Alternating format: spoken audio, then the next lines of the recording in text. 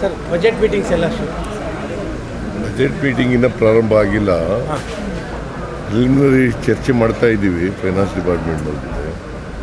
So 2ನೇ ತಾರೀಕಿನಿಂದ ಪ್ರಾರಂಭ ಆಗುತ್ತೆ, ಸ್ಟ್ರಿಕ್ಟಾಗಿ 2ನೇ ತಾರೀಕಿನಿಂದ.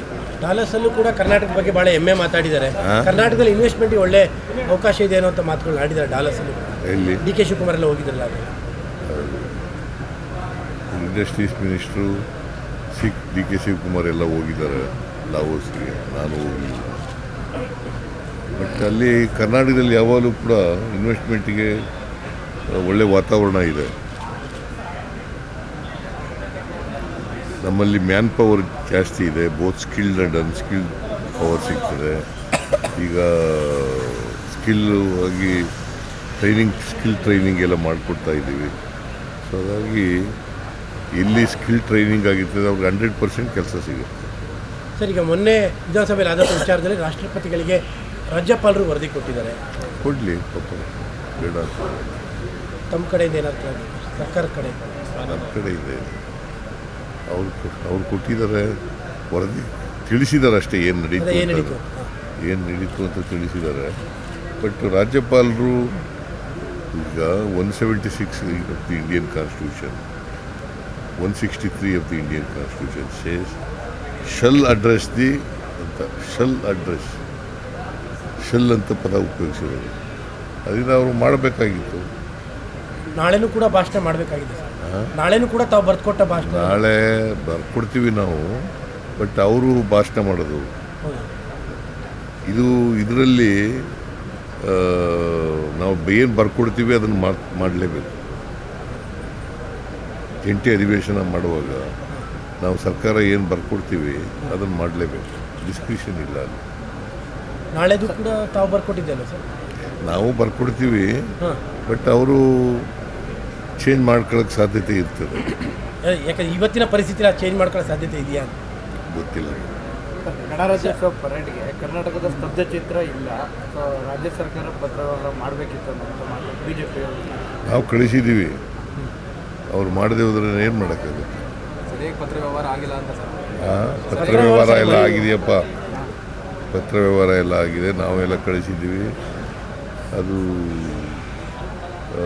It is for them to choose. ಈಗ ಪ್ರತಿ ರಾಜ್ಯದಿಂದ ಸ್ತಬ್ಧಚಿತ್ರ ಮಾಡಬೇಕಾಗಿರ್ತಕ್ಕಂಥದ್ದು ಕೇಂದ್ರ ಸರ್ಕಾರ ಅಲ್ವಾ, ಅವ್ರು ಮಾಡಬೇಕು. ಸರ್, ನಿನ್ನೆ ಹಾಸನದಲ್ಲಿ JDS ಸಮಾವೇಶ ಆಗಿದೆ, 25ನೇ ವರ್ಷದ ಸಮಾವೇಶ ಆಗಿದೆ.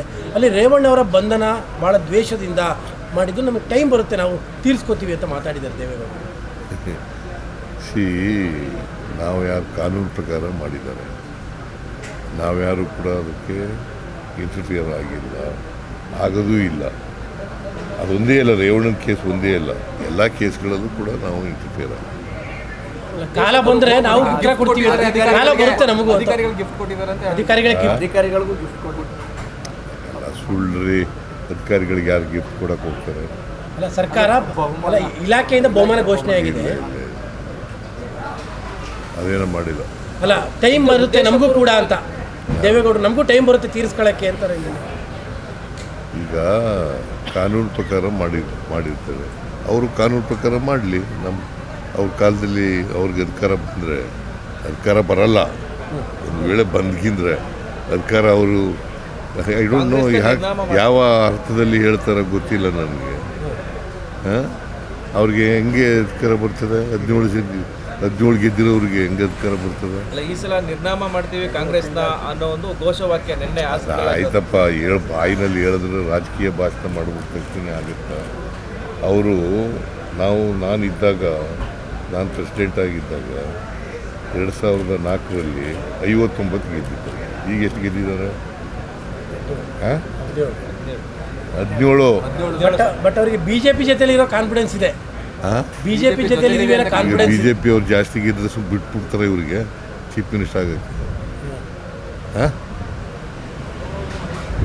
ಫಸ್ಟ್ ಆಫ್ ಆಲ್ ಬರೋದೇ ಇಲ್ಲ ಅವರು,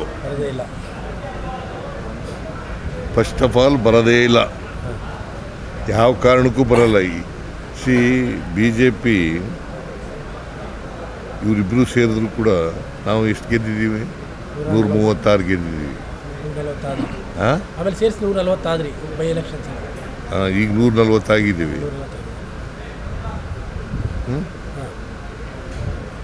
ಹೆಂಗೆ ಗೆಲ್ತಾರೆ? 28ಕ್ಕೂ ನಾವೇ ಅಧಿಕಾರಕ್ಕೆ ಬರೋದು.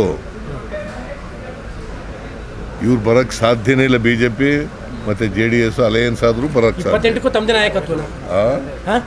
ಯಾವುದು? 28ಕ್ಕೂ ತಮ್ಮದೇ ನಾಯಕತ್ವನ? ಹೈಕಮಾಂಡ್ ತೀರ್ಮಾನ. ಓಕೆ. ಹೆಚ್ಚಿನ ವಿಡಿಯೋಗಳಿಗೆ ಪ್ರತಿಧ್ವನಿ ಯೂಟ್ಯೂಬ್ ಚಾನೆಲ್ ಸಬ್ಸ್ಕ್ರೈಬ್ ಮಾಡಿ, ಬೆಲ್ ಐಕಾನ್ ಕ್ಲಿಕ್ ಮಾಡಿ.